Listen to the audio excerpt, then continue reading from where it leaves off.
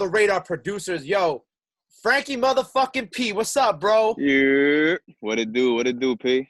Yo, What's man, goody, bro? I'm so excited to have you on, man. I have to tell you Thank you, how man. much I don't feel like I need to tell you because I'm sure so many people tell you how fucking dope Move Your Hips is, man. It's Thank you, become a bro. part of everybody's playlist. Oh yeah. #1 on iTunes.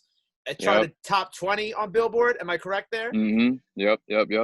Man, congrats That's on that actually record. my first joint. That's actually my first joint on Billboard too. So it was a super big deal for me, bro. But thank you. I appreciate that. You know, it's mad funny. And I feel like I had this conversation again. I think I might have had it with another producer I spoke to recently. But I love how during quarantine, like a lot of the people I know and follow in like the producer world are really winning. Like, you know, Right. obviously yourself with Move It's a Your blessing, Hits. bro. Yeah, Dizzy Banko with Mood Swings and Right. with Dream Doll. So it's really dope to see, like, even though the you know, how most people are like upset and sad and, you know, things are tough now, you guys are still collecting these Keeping hits, on going. man. Yeah, bro. It's a blessing, to be honest, bro. Like I'm always working, I'm always cooking up stuff, but you really don't know as a producer when stuff is coming out, you know what I mean? So you just gotta stay busy and stay working and wish for the best, you know? And you know what? That's interesting. I've never really had that conversation with any producer I've spoken to. So like when y'all produce these records, right? You know, whether it be from Ferg or somebody smaller, like do you guys ever get like, I don't know, I know starting off like early in your career, I'm sure it was more anxiety in that, but like what's like the process for when these records come out? Like, do you really find out like the day before? Like, how does that normally work for you guys? I've had situations like that. When it's bigger artists, you'll usually start getting the paperwork. Once you receive that paperwork, you know, like, all right, they're planning on putting this out. Let me get my shit together. Let me figure it all out. But then when you deal with more independent artists, you might see that shit on YouTube one day and be like, what the fuck? You know what I mean? So it really varies, bro. You know what I mean? So it depends. With the hip situation, we made that song in 2018. Right. And then it was just kind of sitting around. And then, you know, I knew maybe about 2 or 3 months ago that it was coming out. So that one I knew. Yeah, and you know what? And I remember everybody kept talking about, you know, because like obviously, like you said, the song was made in 2018. Right. And I remember, I think Nicki tweeted that because like, you know, people wanted New Body to come out and people wanted Move Your Hits to come out. And she was like, oh, you have to hit Ferg and Kanye for those songs. So it was cool to kind of like building up that anticipation. You know what I mean? Yeah. So I kind of love how she kind of ignited that. And then like, I don't know if Ferg ever had the plan to put it out or not, but I'm glad he did because really yeah, it's moving, bro. I really think it was Clue that kind of set it on fire because Clue was actually in the studio when we made the song.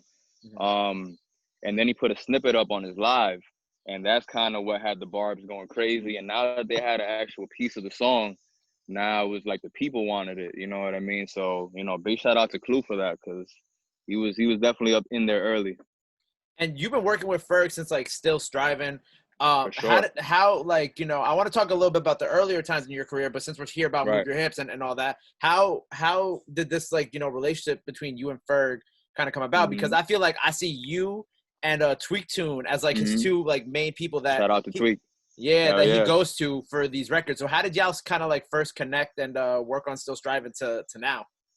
Okay, so we actually met during Trap Lord, and that was 2011, 2012, bro. Like this was super early on. And at that time he wasn't even making music. He was designing belts and he was doing accessories and stuff like that. And we met through our mutual friends and we didn't even really talk music for like maybe months, you know what I mean? And then when Rocky's situation started kind of like picking up, he started taking it more serious, and then he would just pull up to my crib and we would just record everything in my house.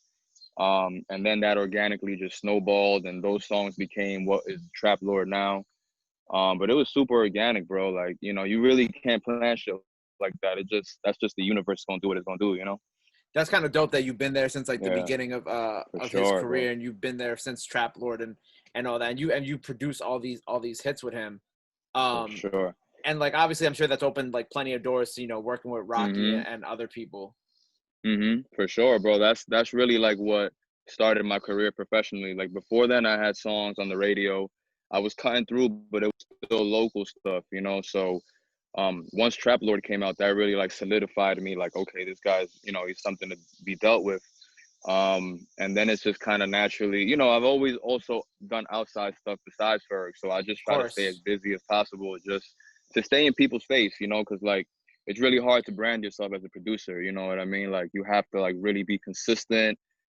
You almost have to treat yourself like an artist, you know? So it's a learning process, but you know, I'm definitely grateful for that situation and, you know, my entrance into the game like that. And I really love how, like, in college, like, your first placement was, like, Juelz Santana, right? Facts, bro. So uptown, so New York, man. Like, and I love how you really kept in New York, too. Like, I really fuck with that. How it's, like, how, like, you really stayed uptown, but, like, that doesn't mean that you're not going other places as well. Right. But, like, I couldn't have planned that, bro. Like, I grew up being a huge Dipset fan. So while I was in college, I was working with this group called Chemistry. I was producing all this shit. It was 2 artists, and I was a producer. And we had songs on the radio in Albany back then, you know, like it was, you can probably find it on YouTube if you like, it's on World Star and shit. So, you know, I've been building the house, you know what I mean? It's just, but I love the fact that it's fucking Harlem artists and Dipset and Cam and Juelz and Jim, you know, because that's kind of like my lineage, you know what I mean? So, you know, I love it. I can't plan that shit, bro. It's all God just putting the pieces where they belong. And so that was in college. So when did you really first start like producing and beat making and all that? So my boy put Fruity Loop on my laptop. That's where it all starts, bro. Sophomore year of high school, bro. Like I'm like I love hip hop. I love like, you know, just music in general, but like I identify with the culture, but I didn't know what my space was in it, you know? And then he was making beats. Shout out to my boy Nate. And then I'm like, bro, like I want to learn how to do this. He just pulled up, you know, it's the crack version because nobody ever buys the real shit. Put it on my laptop and I was addicted, bro. Like I was just nonstop working on the shit all the time, like, you know, and it just started from there. The beats were super trash early on, though. I'm not gonna lie to you. I mean, hey, bro, you just started off. I don't think anybody expects, you know, at 15, 16 years old, whenever you're a sophomore in high school, for the beats to just become like crazy fire after that. So you're like all self-taught, or bro, like, oh no, guys, say what you're gonna say. For sure, yeah. Like, I was gonna say, my creativity back then was a little bit more experimental. You know, like I also went to school for music, so like when you start learning chords, you start learning the proper way to play shit.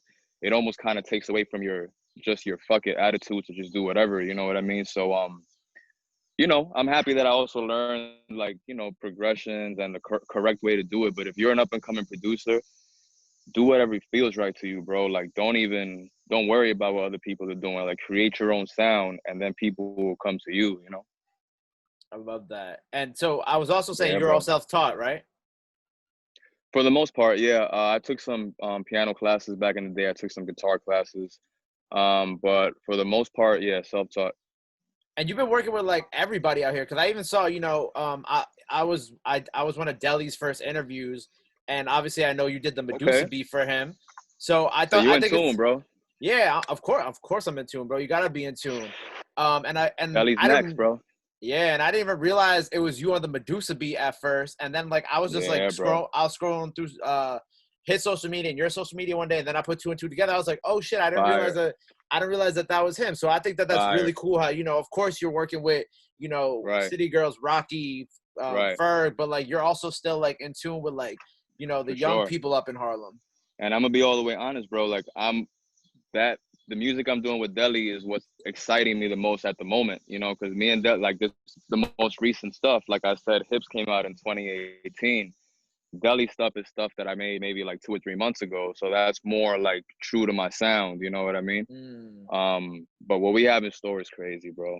It's just gonna light up New York. Like I'm positive. Like there's no doubt in my mind. Once we put out this new stuff, it's a brand new wave of Harlem shit, bro. So I'm excited, man. Yeah, man. I've had this conversation with a lot of people, but I'm a big fan of like all the new sounds coming out of New York, and I think it's a wave. Yeah, and I just think that it's something that's growing. You know what I'm saying? Like, for sure. Like those who know about it, but those who don't know about it will know about it. It just takes time, and like how everything takes time in the music industry. And in New York, it's such a tough market to cut through. Like New Yorkers don't show love. You know what I'm saying? That's just kind of in our nature. We wait until shit is like undeniable for us to be like, oh, that's hard. But like we getting love, bro. People really like respecting the sound, you know. So it's an amazing feeling, man. So like over the course of, you know, of your career so far, what have you found have been like the biggest challenges in producing? Because, you know, every producer I talk to has different answers, whether it be, you know, clearances, you know, splits, not getting credit, this, that. But what is like your, you know, what do you feel like for you has been the biggest challenges that you faced?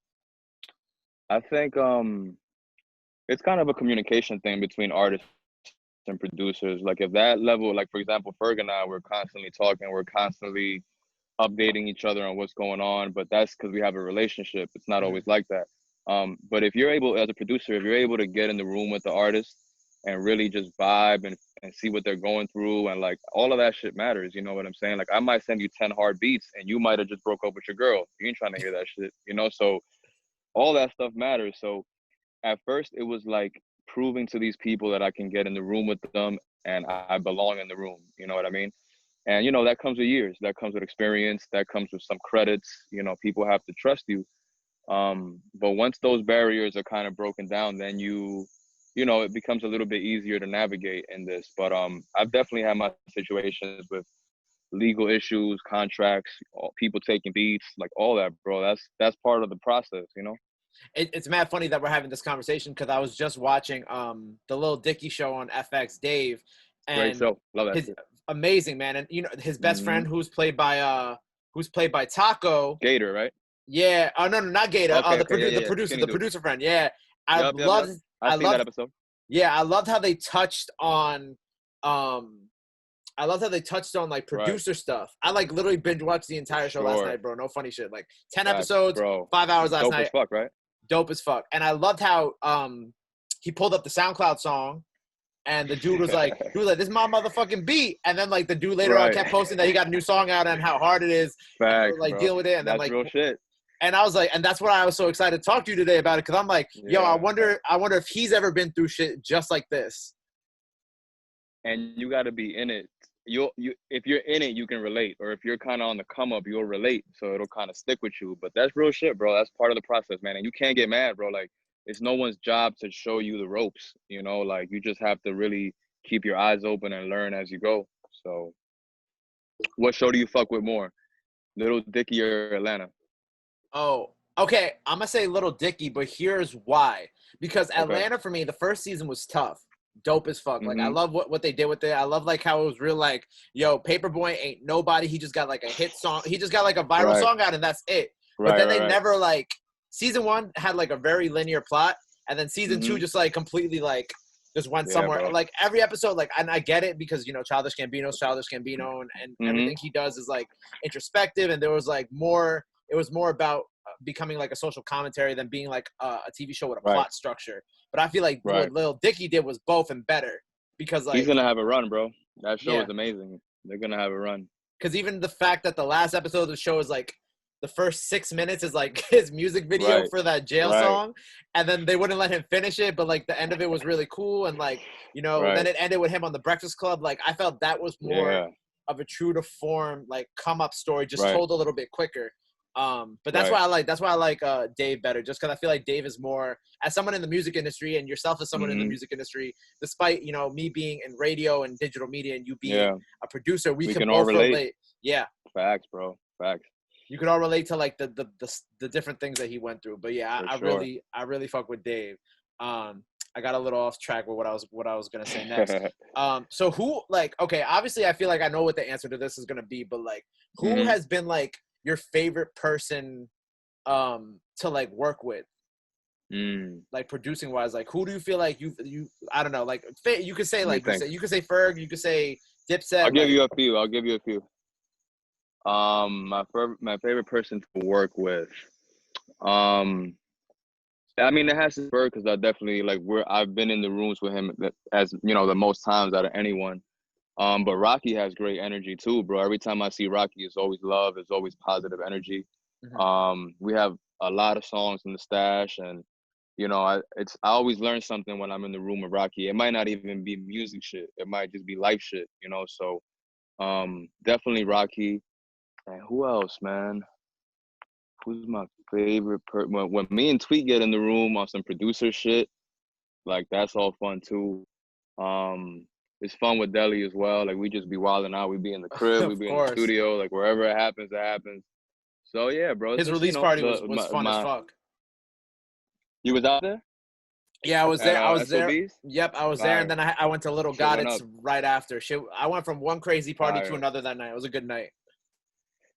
That was pre-Corona, man. That was like the last party I went to before Corona, bro. Shit got crazy. We were shooting a video for an artist we work very closely named Anta B.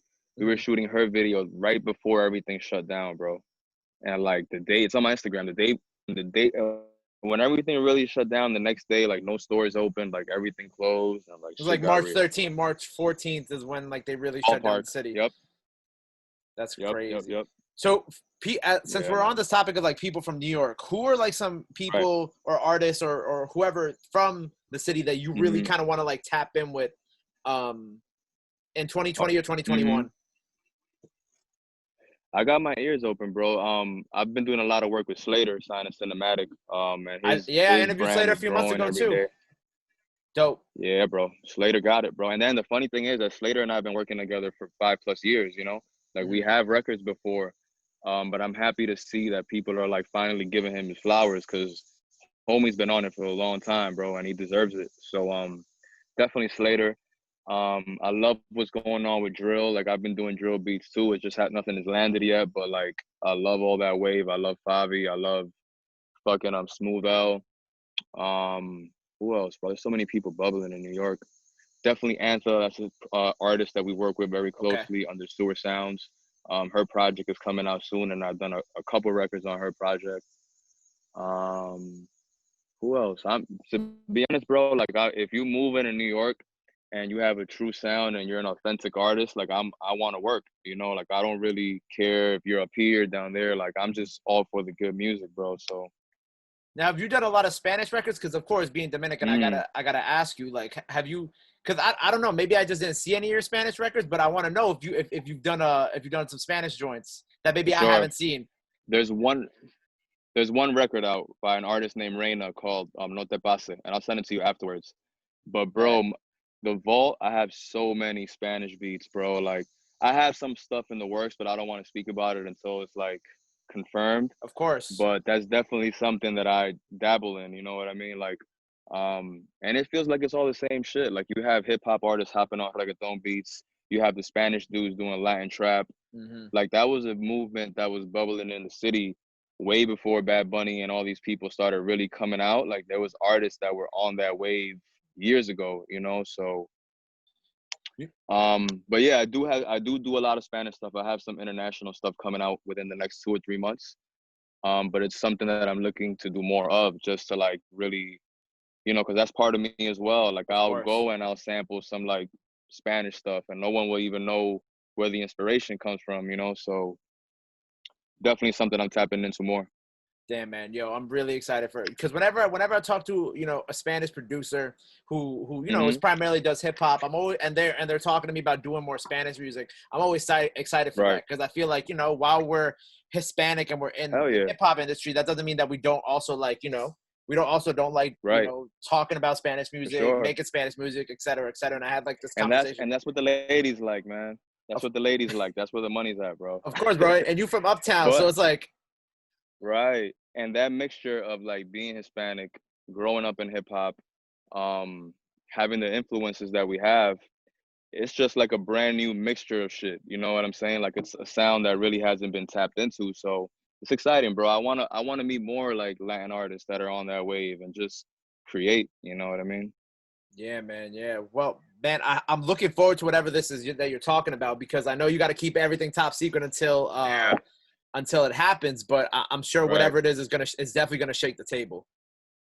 I appreciate that, bro. No, it's good stuff, bro. And it's just it keeps me motivated and it keeps me excited to like make new shit, you know, because sometimes I feel like the hip hop that's at the top right now kind of gets stagnant and we're kind of like recycling the same tempos, the same instruments, you know, and it's just you gotta shake shit up sometimes, bro. Yeah, man. What else you got coming up? You got anything else that we got coming up in 2020 that you could talk about? Well, definitely a new Ferg project, a couple new Ferg projects. We've been working crazy. Deli stuff is around the corner. And I'm sending beats everywhere, bro. Like this Hips record has really been a blessing. It's really opened up a lot of people's eyes.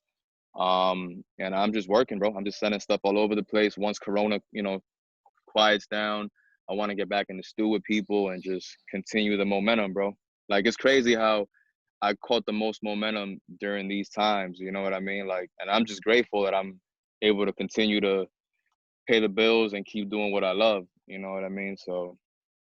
Same. I feel like even though we're stuck inside, there's oddly been like a lot of momentum, opportunities, right? Yeah, opportunities and momentum in like certain places. Like even me doing this, like I've had a couple interviews where I'm like, oh shit, I didn't think that this was gonna happen, but here we are and things are good. So, yeah, Corona's definitely a weird time. Yeah, man. But that's why we're gonna cut through, because you're doing shit like this. I'm still working, and like it only makes us stronger. It only makes us more ready for whatever happens next. So. Facts. Well, you know what? Something else I've been doing with everybody, and I also want to do this with producers.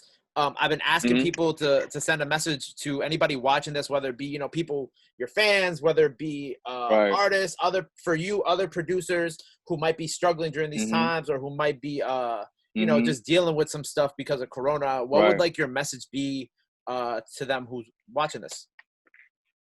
I definitely want to speak to producers, because I feel like the producer community is like underappreciated.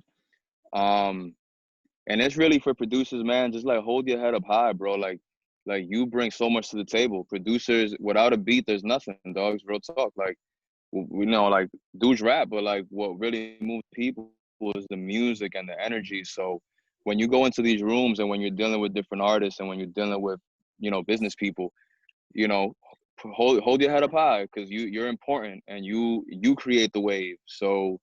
Be confident in your work, because that says a lot. I can walk into a room and just, oh, I don't know if this is hot. I don't know if you might like this. Or I could walk in a room and be like, yo, this is it right here. And they'll feel it. You know what I mean? And maybe the beat ain't even that crazy, but your energy and how you speak about yourself, that shit will really change people's minds, So producers just got to really like own that power. You know what I mean? Just really, own the power, hold your head up high. Like, I got the sauce, Boom, there it is. Yo, Frankie P with a word today, man. That was beautiful. That was perfect. I definitely think that the people needed to hear that shit, man. Well, I want to thank you for taking the time out of your day to chop it up with me. Let the people know where they could follow you at, where they could, find all your stuff. I know you got some beat packs out, if I'm not mistaken, where artists can find those possibly. All that. I got sample packs.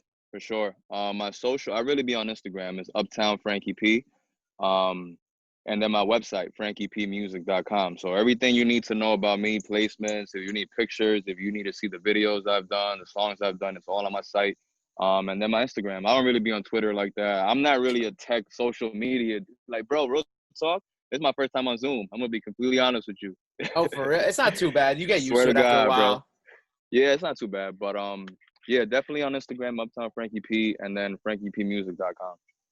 Boom, man. There it is. Make sure y'all go check it out. Any artists looking for beats who are watching this, make sure y'all go check that. Follow him on Instagram, hit him. And yeah, man, thank you again for chopping it up with me today, man. And until next time, Frankie P on the Radar Producers. Boom. Yeah, be safe, bro.